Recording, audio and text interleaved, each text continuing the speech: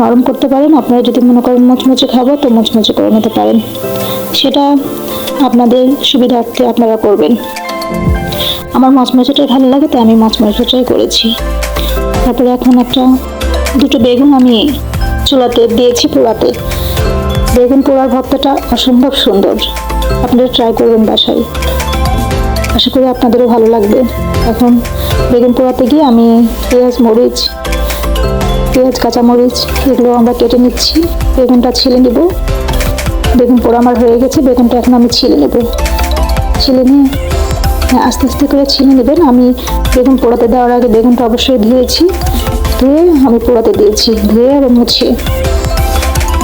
আস্তে আস্তে আমার বেগুনগুলো ছিলা হয়ে গেছে। এখন লবণ দিয়ে কাঁচামরিচ পেঁয়াজ দিয়ে সুন্দর করে মিক্সড করে নিয়ে একটু সামান্য তেল দিয়েছি। তেলটা আপনাদের মনের মতো করে দেবেন।